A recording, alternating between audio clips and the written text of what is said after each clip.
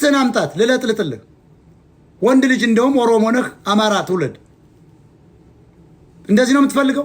ሞጣ የሚሸማቀቅ መስሎ ነው? ልለጥልጥልህ አምጣት እያልኩ እኮ ነው። ጉድጉድ አቡ ፋኖ ነኝ ጉድጉድ። ይኸው የአማራው የተባለው ትልቁ ሰው ይኸው ትልቅ መቀመጫ ይዞ ለምን አባት ከአንድ መቀመጫ ታመጣልኛለህ እንዴ? እኔ እኮ የተከበርኩ ትልቅ ሰው ነኝ። እንዴት ለአንድ ሴት ለምን ታመጣለህ?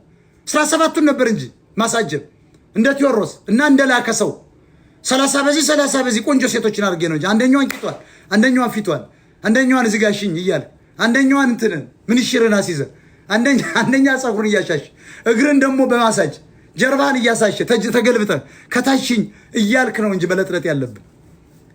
አቡ ቄሮ መልስ አይሰጠኝም መስሎ ልለጥልጥል ያንተን ሚስት እያልኩ እኮ ነው እንዴ። ጆከር ያንተን እናትክን ልለጥልጣት አምጣት።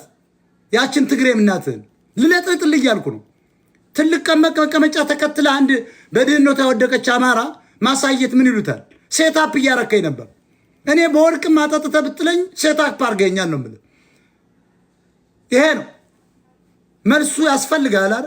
ልለጥልጥልህ አቡ ፋኖ ነው ያንተ ሚስት አምጣት። እናትክንም እኔ አማራ ልጅ ነኝ እለጥልጥልሃለሁ አስጎንብሽ። ጆከር እናንተ ቡሽቶይ ስለሆናችሁ እናንተን ራሱ ወንድ አገረዶች እዚህ አሉ። የወንድ አገረድ ቤት አለ ብዙ ስንነዳ ስናልፍ የምናየው ቂጡን ጥሎ እሱን ላስቦርሽል ቂጥክን ናና ይሄን የፈለከው ሞጣ ትልቅ መቀመጫ ይዞ ገባ። ምን አባትክ ትልቅ ለምን አነስ ያለ መቀመጫ ሳላመጣህ ምን አገባኝ? የምታመልከው ኦርቶዶክስ 1000 ሚስት አይደለም እንደሚቀጠቅጠው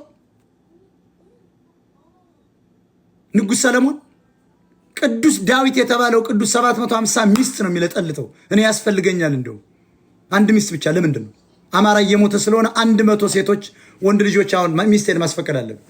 ካልደከመኝ ወገቤን ለጥልጬ 100 ሴት ላይ መውለድ ፈልግ። እኔ እኮ ዝነኛ ሰው ነው።